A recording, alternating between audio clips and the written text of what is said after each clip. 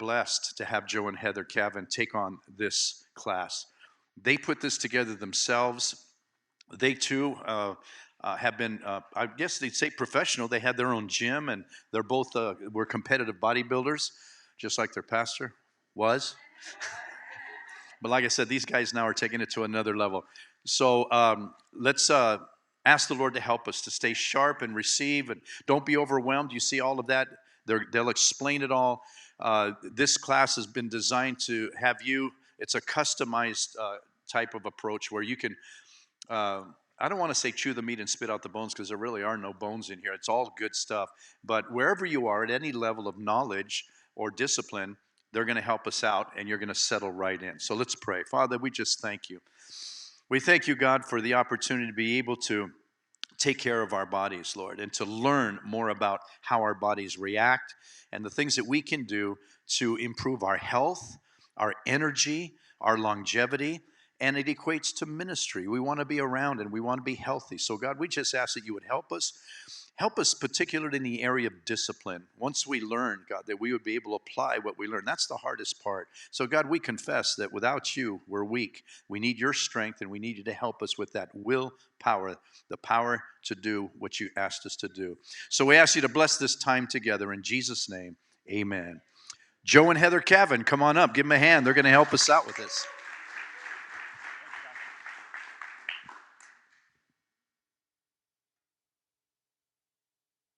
Man, good afternoon. So again, like Pastor mentioned, everyone should have your little books. Hopefully you guys have pens to write with. Most of you guys know us as teaching on marriage now, but we do have, like Pastor said, a history in this arena. So we did start out years ago in bodybuilding, doing actually bodybuilding competitions, and our trainer would just tell us what to eat. We would eat it and stick to exactly what he said, and we'd get the results. And it bugged me, and I think from the fire department point of view, I have to know everything about everything. So that passion that we had turned into wanting to learn how that works, how nutrition works, and all that. And so we both took the approach of getting certified by different companies so we could share the information and learn different ways. We also have different specialties. I went through Nesta in biomechanics, functional and conditioning training, speed and agility, physique and figure, and youth nutrition. And then Heather went through NASM, which is a big name, and she got certified in fitness nutrition, youth exercise and training, and behavioral change specialist. So I say that because to say this, we're not nutritionists and we're not dietitians.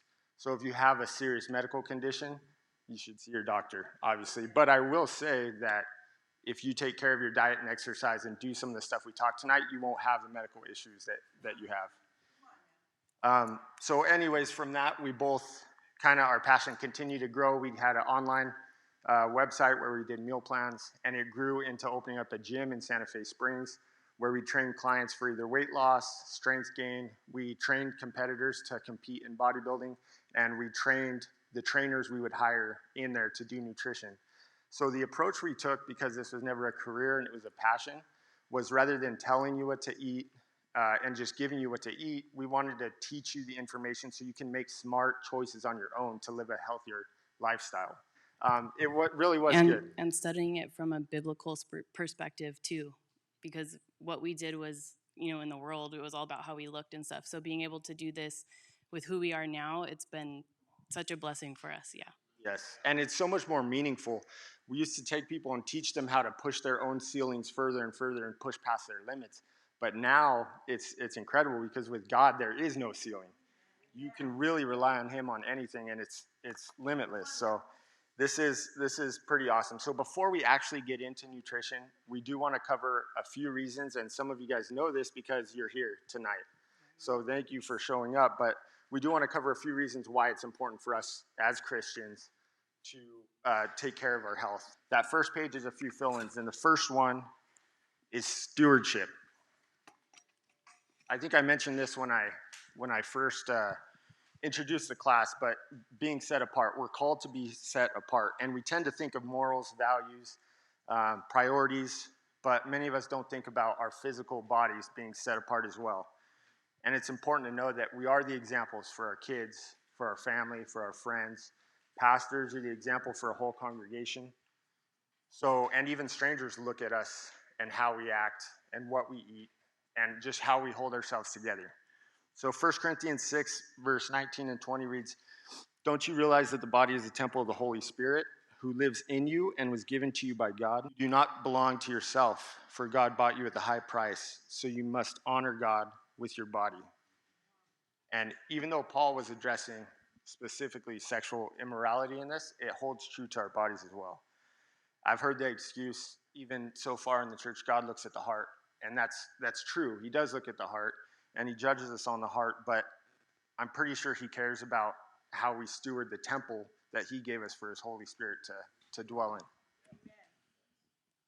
So with that, like I said, stewardship's important. We steward everything else, our time, our finances, but we need to think about how we're stewarding our bodies as well. Okay, number two reason we should care is because it affects our spiritual life. So how many of you know that we reflect the image of God as in the Trinity? He as Father, Son, Holy Spirit, and us body, spirit, and soul. So some people think that the body is separate from the other two, and that there's some sort of distance between them, but that's what we call dualism, and we don't believe in that. We believe in the whole being. 1 Thessalonians 5:23 says, "Now may the God of peace make you holy in every way, and may your whole spirit and soul and body be kept blameless until the Lord Jesus Christ comes again." So from our soul comes our mind, will, and emotions. So the way that we think determines how we feel and the decisions that we make, which affects our spirit and our connection and relationship with God. And the condition of our physical body impacts both of those and vice versa. I have a quote from a man named Dr. Martin Lloyd-Jones. He's not a doctor in theology. He's a medical doctor, but he is a preacher. And he says this: "Does someone hold the view that as long as you are a Christian, it does not matter what the condition of your body is? Well, you will soon be disillusioned if you believe that. There are some in whose cases it's clear to me that the cause of their depression is mainly physical. On the other hand, people who are more physically weak are more prone to attacks of spiritual discouragement and depression. But if you recognize that the physical may be partly responsible for the spiritual condition and make allowances for this, you'll be better able to deal with the spiritual issues." So he sees, because he's a doctor and he is a Christian, he sees in his practice the connection of the spiritual and the physical bodies. Number three is stamina. We need stamina for the quality of life, but the quality of our ministry too. Garbage in equals garbage out. We hear that with Pastor when he says effort equals grade, right? We need to have self-control when it comes to our food and discipline to exercise and strengthen our bodies. We need to be consuming and training for the race of life with intention. Paul says in 1 Corinthians 9:24 through 27, "Don't you realize that in a race everyone runs, but only one gets the prize? So run to win. All athletes are disciplined in their training. They do it to win a prize that will fade away, but we do it for an eternal prize. So I run with purpose in every step. I'm not shadow boxing. I discipline my body like an athlete, training it to do what it should." And the NIV version of that one says, "I strike a blow to my body and make it my slave." So he's not a slave, he makes his body obey him. Otherwise, I fear that after preaching to others, I myself might be disqualified. So Paul realizes here the importance of taking care of his body and having physical discipline and how that affects his ministry. So just like Paul, we too need to work on being fit for our works that Jesus has for us. It's almost a good example of that is like, Pastor, you have a 55 Bel Air. Brother Luis, I think you got a Jeep, right? When you have high performance cars that you love, that you take care of, you cherish it. You don't let it sit there and get dirty. And you don't, with a car like that, you don't take it to Arco and put that 85 cheap fuel in it, because it's not going to run properly. But if you think of your bodies, it's the same way. When you put that stuff in your body, you're not running efficiently. So it's important to watch what you eat, just like you put in your car. Number 4 is avoiding gluttony. We should all want to do this. And I know it's not talked much about, but I really want to drive gluttony home. Not to condemn anyone, because we all fall into this in one way or another. Heather and I do. we've had a lot of you over for barbecues at the house, and we fall into that too. So it's not like that, but it is important to know what gluttony is, because we should try to avoid the sin. So the actual definition of gluttony is excessive consumption, consuming more than is reasonable and necessary to function and thrive. And the biblical definition of gluttony is the enjoyment of eating that has been untethered or disconnected from contentment in God. So I want to share one scripture and I'll explain it. 1 Corinthians 10:31. So whether you eat or drink or whatever you do, do it all to the glory of God. So you may think, well, I pray before I eat, so I'm giving the glory to God. But when you overeat excessively in one meal, right, there's different types, but are you stopping when you're content, or are you eating the whole thing? And really, what's it benefiting? Right, you're going past contentment. Most of you probably heard, when you were a kid, maybe your parents say, hey, you can't get up until you finish your plate. Or most of us may have said that at our kids at one point, because that's what we're taught throughout. And I mentioned in our certs that one of the things I'm certified in youth nutrition, and one of the big things that they drive home is your kids know when they're satisfied and when they're done eating. Now, take that with a grain of salt. If they're saying they're full and they run to grab a bag of cookies, then obviously there's something wrong there and they're not really full, but they do know that they're full. So we're kind of teaching gluttony in kids right off the bat. And we were kind of taught that way too, that you have to finish your food, but really you need to stop when you're satisfied. Those are some like basic kind of pointers. We also see gluttony in kind of a carefree attitude. So I want to bring up I've heard before the all things in moderation. That is true, and we talk about it when we get into nutrition right now, but it's not all things all the time in moderation. And that's typically what comes with a carefree mindset. We should take care and be mindful what we're eating. And we find that in 1 Corinthians 6, verse 12 and 13. All things are lawful for me, but not all things are helpful. All things are lawful for me, but I will not be dominated by anything. Food is meant for the stomach, and the stomach for food, and God will destroy both one and the other.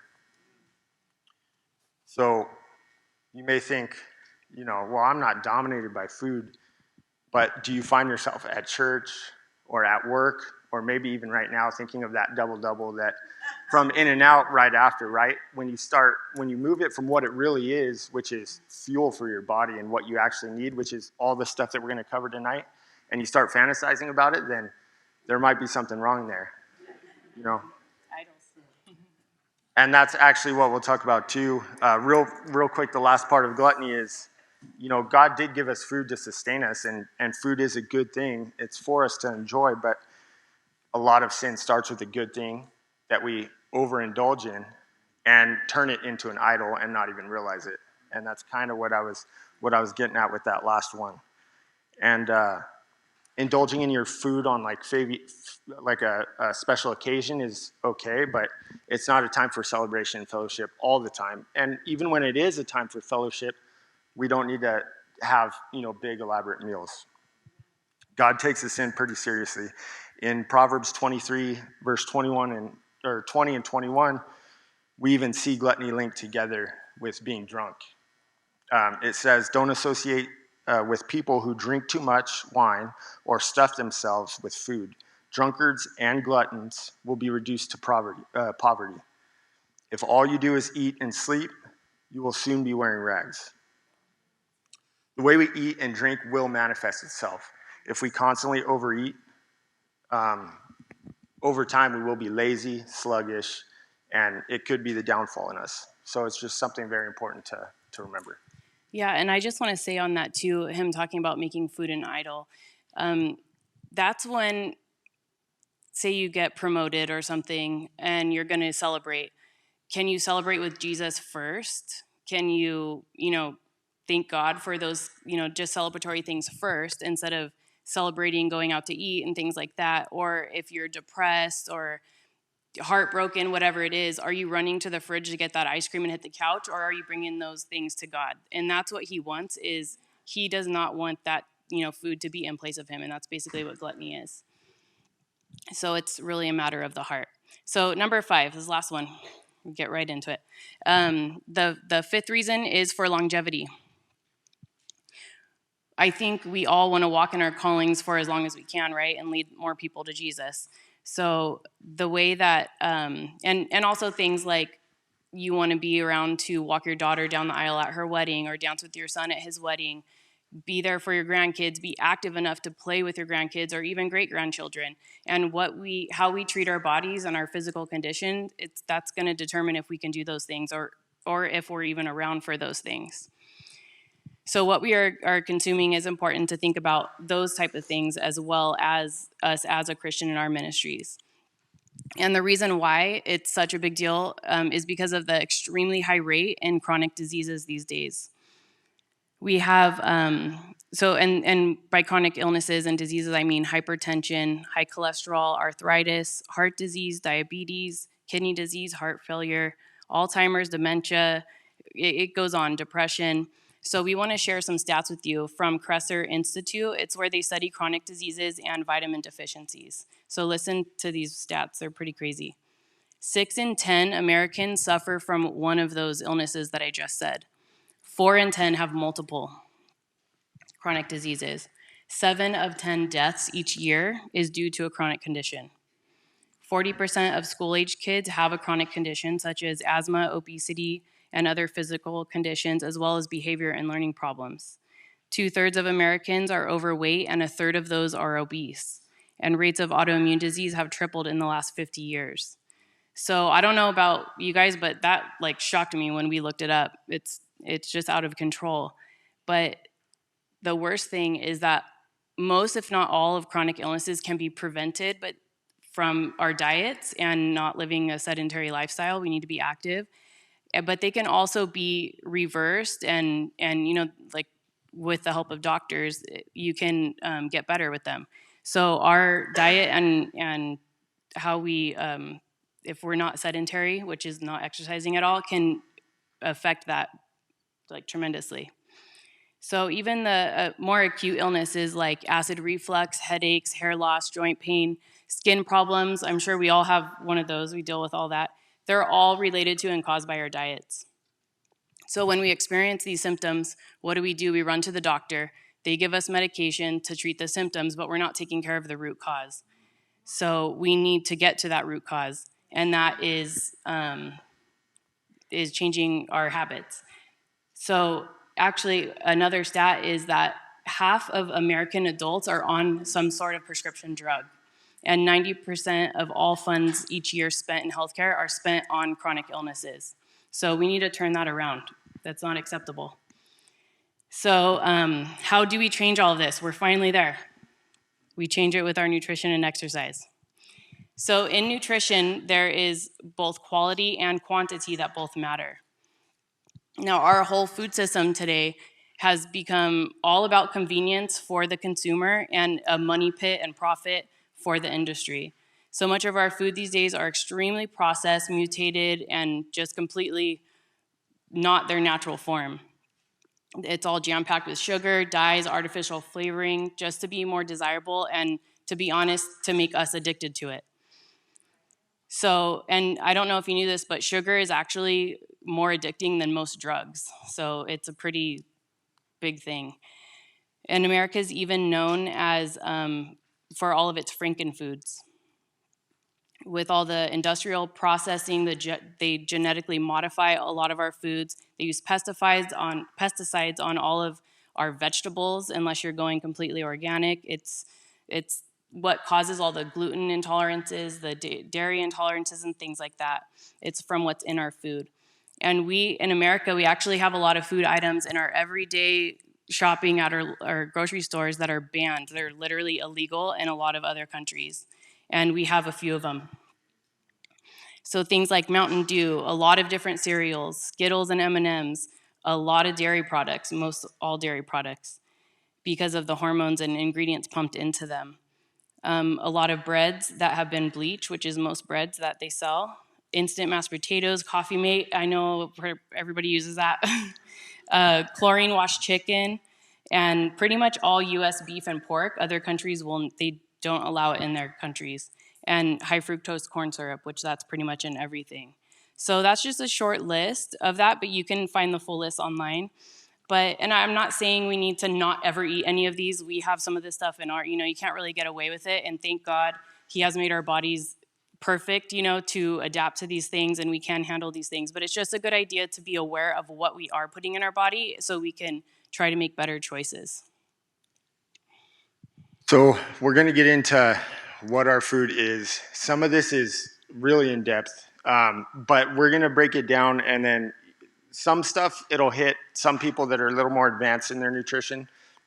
Others will still leave you with some basic things that you can do right now to fix your nutrition. So if something's like you're unsure what it is, maybe take notes. We could talk about it, but I will touch bases on what works for yours. So it took us a while to try and put this together because we wanted to make this for kind of all fitness ranges as well. And there's some important stuff that we need to know as just knowledge, even if we don't go like track our, what we're eating and all that stuff. It's still important to know what they are and how they work in your body. So we have a nutrition guide we've had for a while now that we've given you in there. So it's past all the PowerPoint slides. We gave you the PowerPoint slides so you had room to take notes. The nutrition guide kind of breaks down with what I'm going to say. It talks about it in a different way, maybe some different stuff. So I would still recommend taking notes if something sparks your interest or you think it's important. So basically, that we have these things called macronutrients, right? All of the food that we eat is essential nutrients. Those are called macronutrients. There's 4, but there's 3 in food. The 4th one being water we'll touch base on, but you guys all know the 3 are protein, carbohydrates, and fats. And each one of them do something different for your body. So protein, I don't know where the thought came from that, you only eat protein. It's like a bodybuilder thing that it puts on muscle. It's not true that exercise is what puts on muscle. The protein actually rebuilds and repairs muscle tissue. It has a lot more benefits even than that. It does help with the construction and repair of bones and connective tissue as well. I know this is a little more in depth too, but all your proteins, which are like the foods that you eat, the meats, right? There's animal protein, which is all the meat, and then there's plant protein. And they all have these things called amino acids in them. And the reason why I'm getting down this far in the weeds is for your body to actually utilize what you're eating, what you're consuming, you have to have a complete thing of amino acids, a complete chain of amino acids. So what I mean is, like, if you have 11 football players, but you don't have a quarterback, then you don't have a team, right? You could have 99 football players and no quarterbacks, and you can't use any of them. And if you introduce 9 quarterbacks, now you have 9 full teams. And it's kind of the same thing with your protein. So this thought of, I'm going to go on a diet and I'm going to eat chicken all day long, and that's all I'm going to eat. Well, you don't get a complete source of amino acids from just chicken. So that's why it's important to eat like a variety of different meats, if that makes sense. So it's very important to get that. And then just to touch base on protein too, like she mentioned, a lot of the protein that's raised here is fed literal trash. I mean, you get, trying to think of how to tell them, but grass-fed They beef, literally put cows, their heads in vices and make them eat like trash. So the whole saying of you are what you eat, it's not really true when it comes to protein. It's you are what your food is eating. Yeah. So it's just better to get the more quality protein. Yes, thank you. Sorry. And then, no, that's good. And then protein powder, a lot of people think that's also for building muscle, but it's a good supplement when you're not getting enough protein in your body. And we'll go into how much you need, all that kind of stuff, if you're going to go down that track of actually, trying to pay attention and do your macronutrients the best way and most efficient for your body. But in the overall concept, it's a supplement, and a supplement is what it is. It's a supplement. It's always second best to real food. You're always best to get real food in throughout the day. But protein is very vital. And the same thing with that she had mentioned with the beef. You want to get grass-fed beef. The same thing works for the tilapia, like the more a lot of the white fish. They're raised in a farm where chickens are above them, and feces is literally dropped so they don't have to pay for food for them. Sorry to gross you out, but that's the truth. Yeah, it is a little gross, but it's important to look at labels, to look at what you're eating, because it does make a big difference, and you don't want to put that stuff in your body. So we have, for each macro, we have a list of, this isn't like exactly, and there's more, but we just wanted to give you guys an idea of better options and not so great options. So we have what to eat and what not to eat. So you want to stick with grass-fed beef or bison. We love bison, it's so good. Free-range chickens, free-range eggs, egg whites are really great. Quality protein powders, wild-caught salmon, wild-caught whitefish like cod, halibut, mahi-mahi, tuna, tilapia, and then Greek yogurt is a lot better than regular yogurt.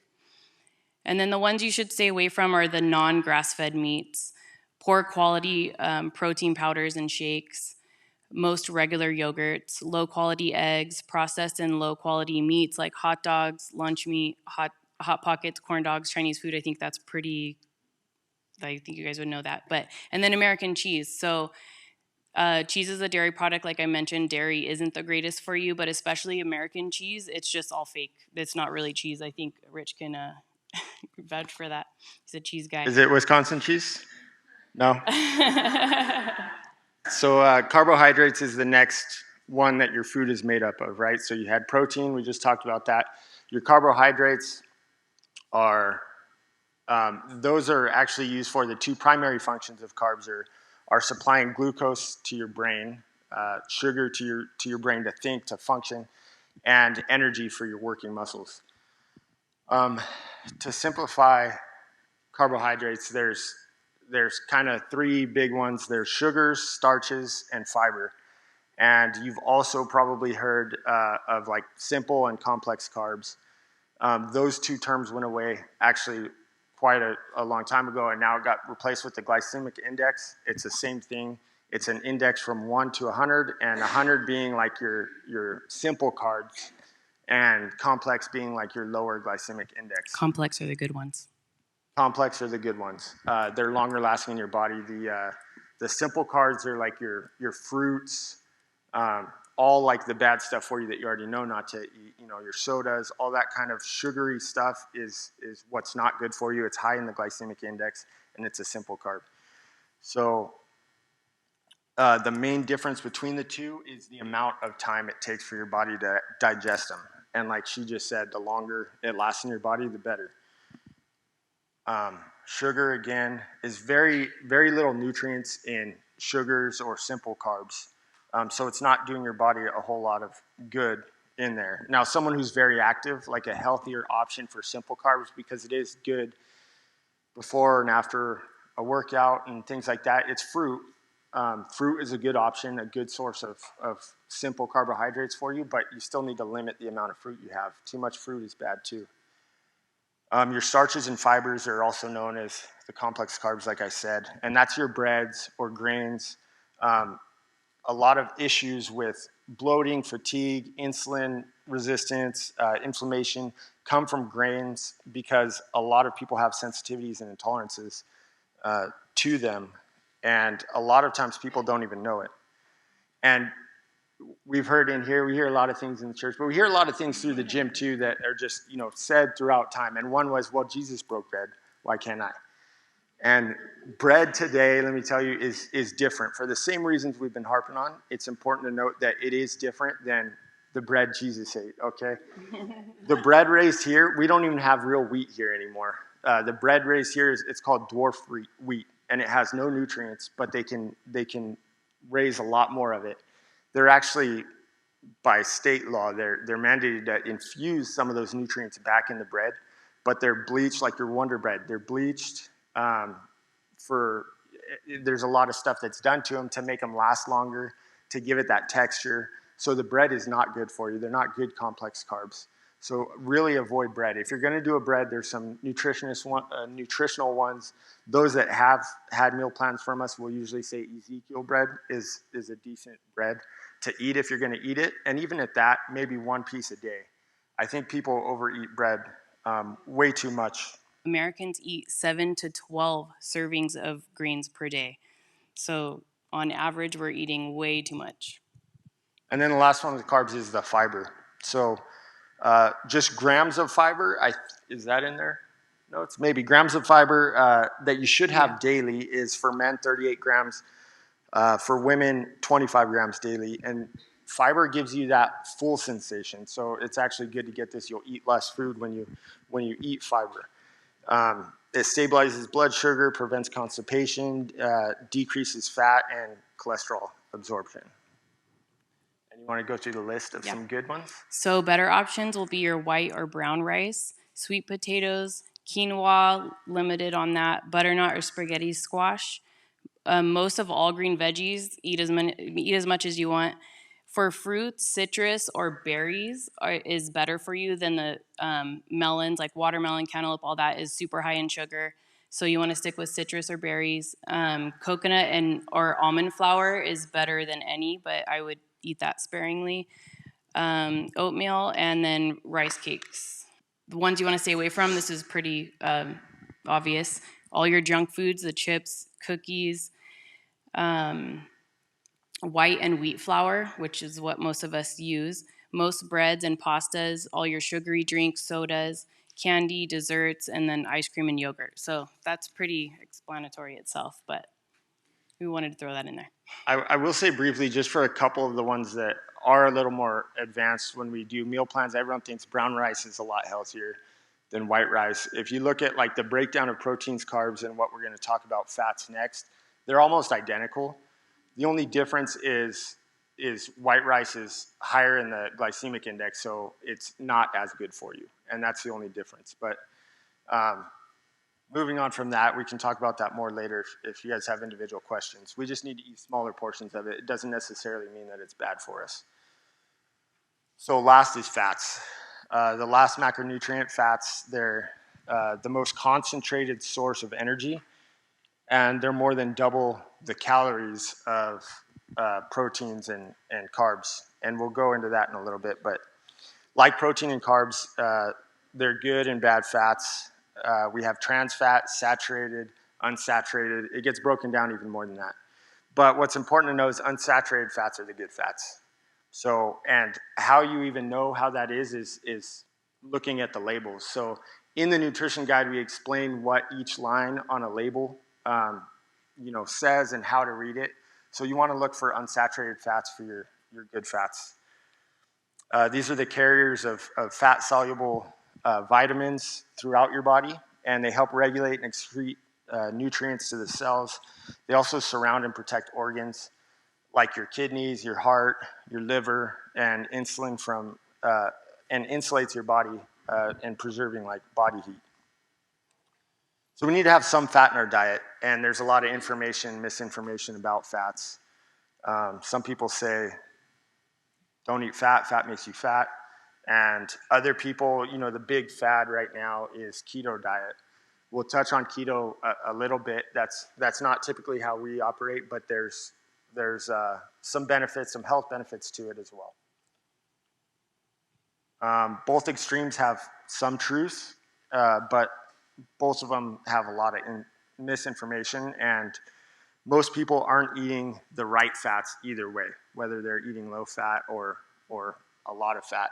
Typically, they're eating the wrong ones. So remember, we'll talk about it in a little bit, but unsaturated fats are the ones that you need to try and eat. So the list for that one, what you want to try to eat are fats from grass-fed animals, free-range eggs, fish oil, nuts like almonds, walnuts, cashews, avocado, grass-fed butter, but eat that sparingly too if you're eating that. Unheated olive oil. So most people use it to fry stuff, but once you heat that up, the nutrients are gone. So if you are going to use that, which be careful, because I know a lot of people use it as like dressing and stuff, but I think 1 tablespoon's like 135 calories or something. Like it's very high calorie. So people go crazy with it, and that's like turn their salad into not healthy meal, So but if you are going to use it raw. Don't heat it up.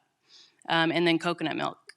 The bad fats are fatty cuts from non-grass-fed meat, because when they're pumping these animals in with steroids and everything, that's where all of it goes, is into the fat. If you look at a picture of an organic like salmon and then a farm-raised one where they're putting all that in there and like growing them bigger, you'll see that all the fat lines are like, I don't know, 5 times the size that they're supposed to be. So the fat in non-grass-fed animals is huge.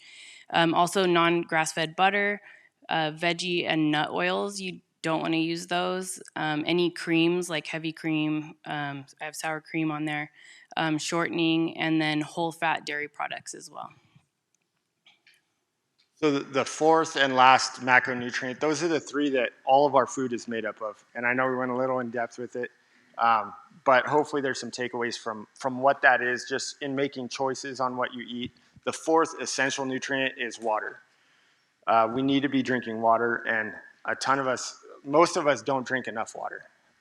Most of you know I carry around a gallon of water with me every day. So if you wonder what I'm doing, we recommend drinking a gallon a day. In fact, we have a 40-day challenge at the end of this, and this is one of the things, is you got to drink a gallon a day. And some people say, well, people have died drinking too much water. That is true, but that's extreme. That's like, I forget how much that girl drank. It was like 5 gallons within an hour or something. You'll thank us later if you drink a gallon of water, I promise. So all of these, and we're going to go on to calories right now, but all of these, like, you need to what do you call them, like cleanse or these juicing cleanses before you get on a diet. They're not necessary. They're all kind of gimmicks to make money. What you need is water. If you drink a gallon of water a day, you flush everything out of your body, and you will drop 4 or 5 pounds your first week just doing that alone. Ask just Nadine. The water rate. Right? Yeah. It's hard to get it in, I'll tell you. The first couple days, it's going to be difficult, but within a week, a gallon is nothing. It's easy. But it's very important, and I think we listed the different reasons why it's important. In blood, it helps transport glucose, oxygen, fat to working muscles, eliminates waste products, absorbs heat from working muscles, regulates blood temperature, and lubricates joints and cushions, organs, and tissues. It's very important. I suggest, I'll probably say it at the end too, but I suggest carrying around a gallon like this. It looks silly, but you don't realize not drinking enough water. When you carry around a small water bottle, you won't get enough in a day. It just doesn't happen. This is the easiest way that I found, is to carry around a big gallon attached to my hip, so I always have it to take drinks. So last thing, we talked about proteins, carbs, and fats. And now I need to talk about calories, because this is what makes you gain weight or lose weight. So a calorie is actually a measurement of heat. It's how much that's basically what it is. It's a measurement of energy.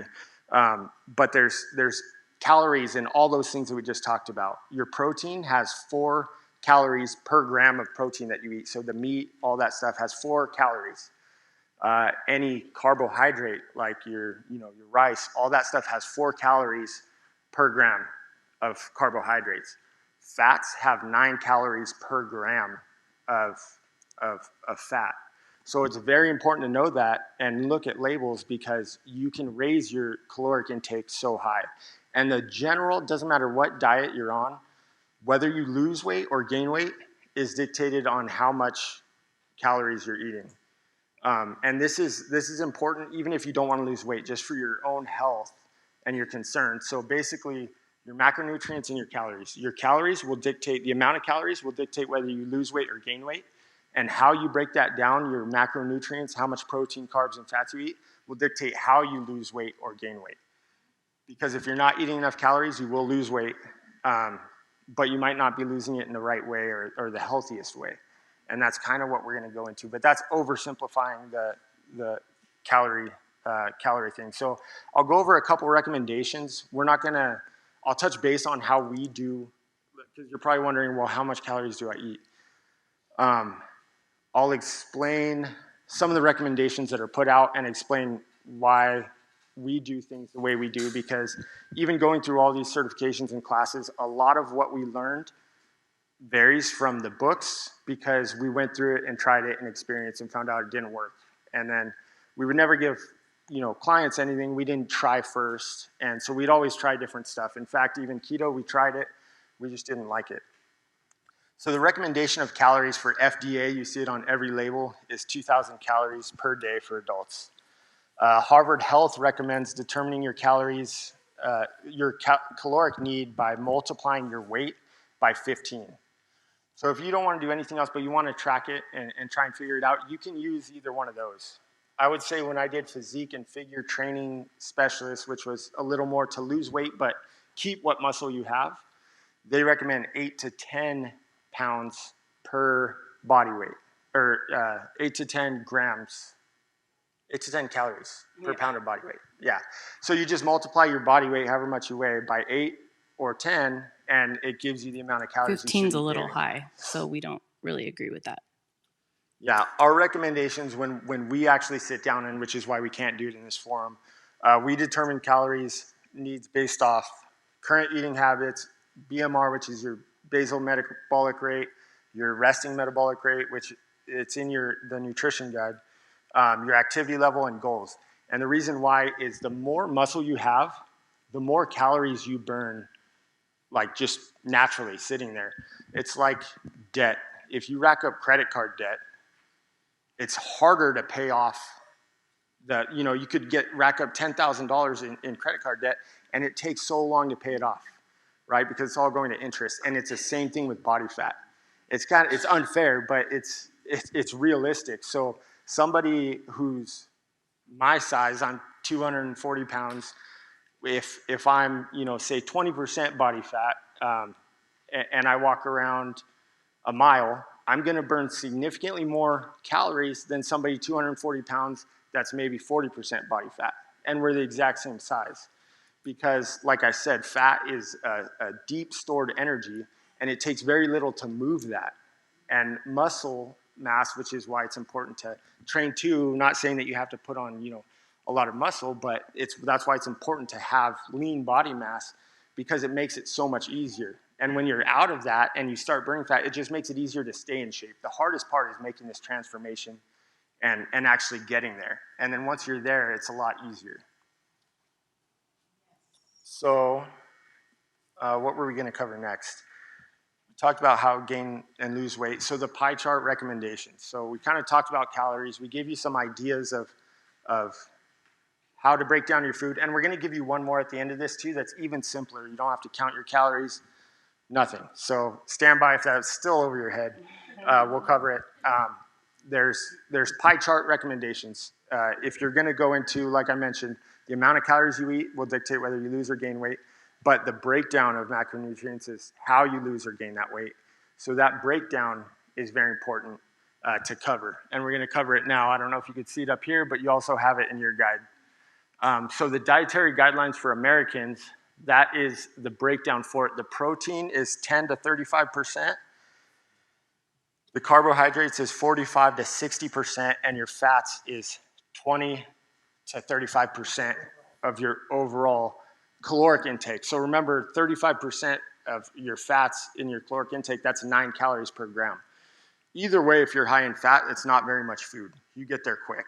An example is Starbucks. A Starbucks venti caramel frappuccino has more fat than my daily intake in that one drink. So it's very important to realize that stuff. And you can find nutritional labels, and we'll cover some stuff, how to actually track it. There's some apps on your phone that you can look at that will you can plug in anything you eat, even at restaurants a lot of times, and it'll tell you exactly what you're eating if you are going to take that next step and actually track what you're eating. Yeah, I don't think we wrote those down, though. Those are like MyFitnessPal, or we use MyPlate. They're apps where you can track all of your calories and macros.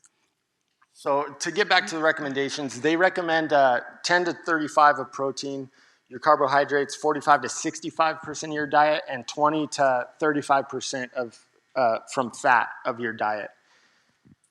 We base it off nutritional needs, activity level, goals, and it's usually closer to a 40-40-20 split. 40% protein, 40% carbohydrates, 20% fats. The ones that have diets, you'll see you probably even have a higher protein than carbohydrates, and that's because we're eating we're giving the right amount of carbohydrates, so you get all the essential nutrients in a smaller window, and it's better for you. So if you're not going to track and really pay attention to what you're eating, what kind of carbs, you might want that 45 to 65% of that generic. So you're making sure you're getting all the nutrients in your body that you need to operate efficiently. But I think with that, the reason why I don't like that ratio is because 65% of your total intake, if you are eating the wrong carbs, like the junk food and stuff like that, that is like insane. So I just don't like that for a general guideline that they give out because it's just very misleading. And I will say too, most women don't eat enough protein. It's very typical. And a lot of them think, like I mentioned, protein is for bodybuilders. And they think protein and lifting weights for some reason that is going to get them, big. Like when we used to get clients, they didn't want to lift weights and they didn't want to eat too much protein. They just wanted to be fit. And that's how you get fit. When you lift weights, that's how you get fit. So just in case anyone here has that kind of mindset that lifting weights is going to make you big, that's done on purpose, and it takes a lot of effort. That's like saying I'm not going to get my driver's license because I don't want to turn into a NASCAR driver. It doesn't make sense. It really is the same thing. Everyone we recommend, and we're going to go into even body weight stuff, but it's important to realize like lifting weights is good for your posture. It's good for your health. Like we need to be able to do this. And when we talk about lifting weights, that's body weight too. So we're going to cover body weight stuff. So basically, like he was talking about, we suggest more of the 40-40-20 ratio split. But even I like more closer to 50% protein, 35 carbs. So it really depends how your body functions as well. Some people do better on higher carb. We've just learned that way because when we competed for years straight. So that was the best way for us to stay lean year round too. So it's really when you get down to like these details, it's finding out what works for you personally. But we did want to talk briefly about the keto diet and intermittent fasting because those two we get asked about all the time. And you said we don't like it, and I don't. If anybody does keto, that's great.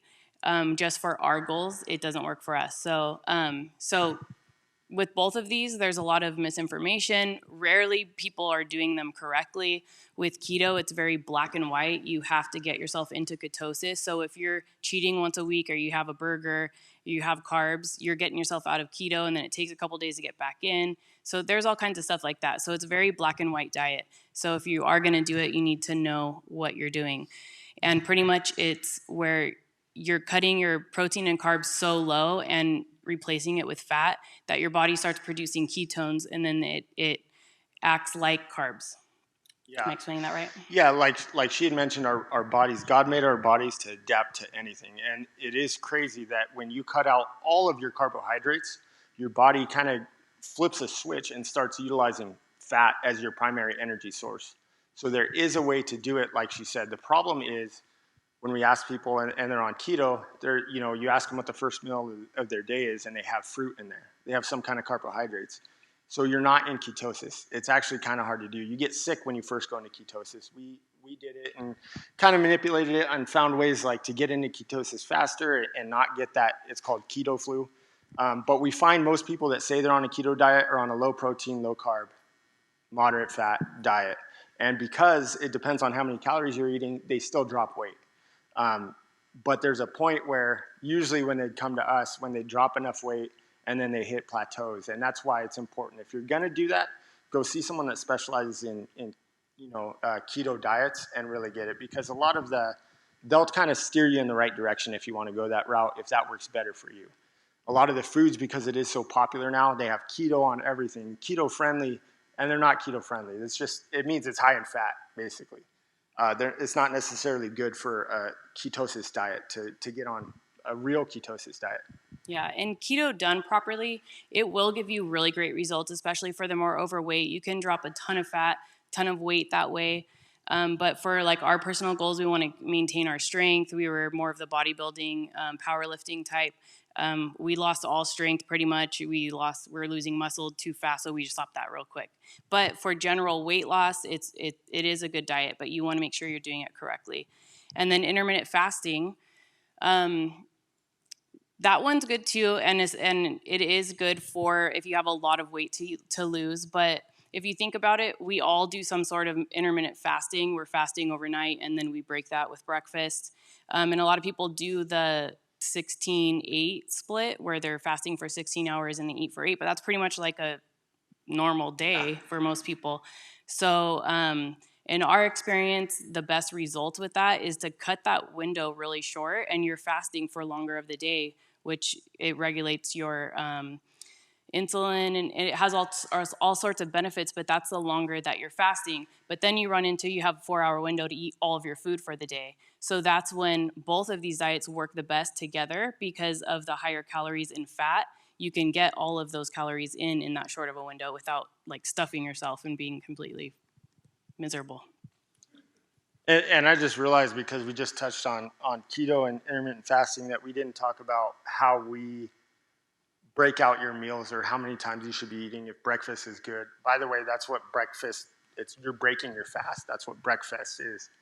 But it's your first meal of the day. So when we do any kind of recommendations for your body to operate like at the most efficient way possible, and for you to burn as many calories as possible, we always recommend eating within an hour of waking up. Some kind of proteins and carbs in your meal. And then if you notice, between breakfast and lunch, you get like kind of a dip in energy. You should eat in that dip. And same thing between lunch and dinner. So that's why a lot of times, like if you ever see somebody with a meal plan that's got 5 or 6 meals, that's exactly what it is. We call them all meals, but it's snacks in between. It's healthy, calculated snacks to fit into your diet, but it's still, so you're eating every couple of hours. Because when we sleep, not to go too deep into it, you could cut me off, but when you sleep, your cortisol raises, and your metabolism slows down. So when you wake up and you eat like that, you get your metabolism going for the day. And you want to regulate your insulin levels. If anyone's diabetic, you know what that is. But you want to have steady kind of sugar levels throughout the day. So that's why we eat every couple of hours, so your body can run efficiently. And the way we do it, when you're eating appropriate food, we have people eating all the way up till they go to bed. But like she said, when you're not really going to watch it and you just want to make healthier choices, it's good. Just eat dinner a little earlier, and don't snack on anything else throughout the night. And then you're having an intermittent fasting period without really working towards it. Yeah, you want to talk about the calories? The calories. The general recommendation. Oh, we talked about it. Oh, no, you can talk about that. Okay, so we're not really here. Some people asked if we're doing like personalized meal plans and stuff, but we can't really do that. That's what we have our wonderful trainer here for. So if you want that, but just some general, very general guidelines. Like we mentioned before, the recommendation was 15 times your body weight, and we don't do that. We go off lean body mass, but it's closer to 8 to 10 times your body weight would be better if you just wanted to start off. For women, I would never go under around 1,400 calories, because you don't want to go under your basal metabolic rate, which is how many calories you need to function properly throughout the day.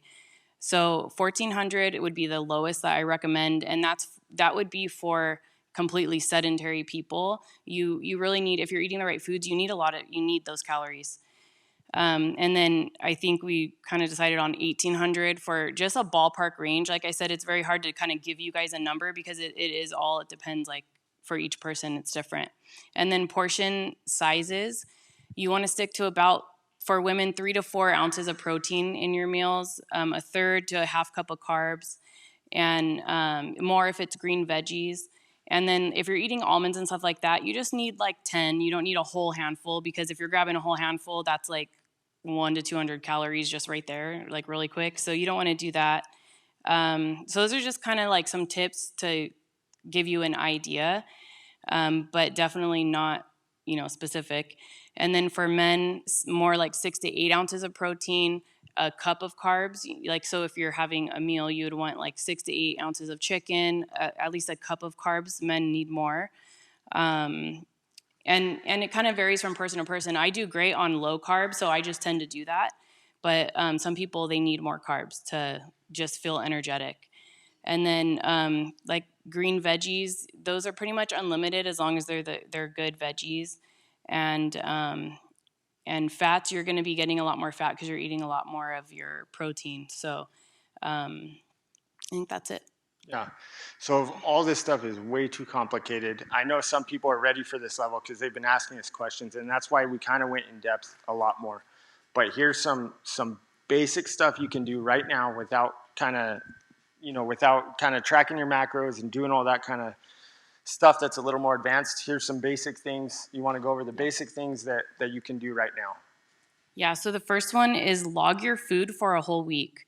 And this is where I would suggest that you guys start instead of picking a number of calories. Log your food for a week or at least 5 days and be very specific, be very honest, and log and keep track of everything you're eating, the calories that are in them. If you want to go as deep as macros, that's fine.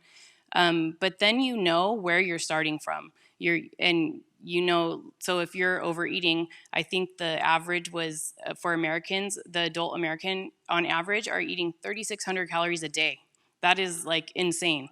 So if that's you, you'll know that. You'll know that where you're starting from. Then you can lower a few hundred or 1,000 if you need to, if you're eating that much. But you know what I mean? So you can start off by that and you're going to get results right there because your body's used to eating that much. So log your food for a week, and you need to be very honest and specific because you will either figure out, you'll know where you're starting from, or you won't do it and you'll realize you have a problem with commitment and dedication. So that's important. It's also important to make sure that you're putting in what you drink too. Like I mentioned with that Starbucks drink, a popular thing is boba drinks too. You get a boba drink, it could be up to 500 calories. So if you're on a 2,000 calorie diet, that's a quarter of your whole food intake.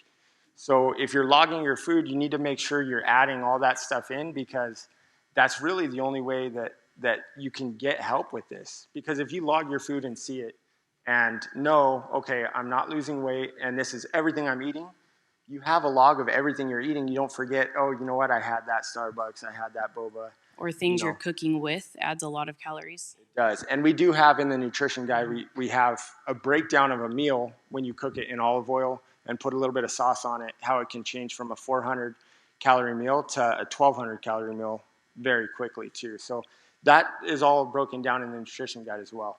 But it is important, don't skip anything out of that log. It's very important. And same thing, if you do end up going to somebody to get a meal plan, it's important to stick to it because that's the only way they can help you. Because if you're not losing or gaining weight on that, then we know, okay, now we either decrease your calories or we have to increase we'll get into training right now, exercise, cardio, that kind of stuff. But when you're not sticking to it, that nobody can really help you because we need to know what exactly you're eating or whoever you get it from. Even if it's just yourself logging it, you need to be truthful with yourself if you really want to make a difference. Yeah. So some other things you can do is we talked about drinking a gallon of water a day. It's so important. You'll feel awesome. It's hard at first. You'll have to force it down, but after 2 or 3 days, your body's craving it and you'll want it. So it makes a huge difference. So I really recommend doing that. You can cut out as much sugar out of your diet as possible. If you were to just do that alone, you would see results because that's what most of our weight gain is all that excess desserts and everything like that. Stop eating a couple of hours before bed. So the people who've been on our meal plans, we don't do that. We eat from when we wake up till we go to bed. But the reason why we put that is because in general, when's the most time that you binge on food? It's at night before bed. So if that is you, just cut yourself off at a certain time. We also have stop eating when you're satisfied. He talked about that too. So when you're eating for each meal, when you're not hungry anymore, just stop eating. You don't need to be in a food coma, which I can say that because we do that too. I'm guilty of that sometimes. So just eat till you're satisfied, and then limit the cheat meals and the celebratory and fellowship excuses. So we like to fellowship, and like I said, we've had, table for 6 is killing us, but we're going to start eating diets. Yeah. So yeah, use those cheat meals as a reward or just for those big events. Don't use everything for a reason to have a cheat meal. So those are just the things that you could do to get you started that you will get great results without getting too technical.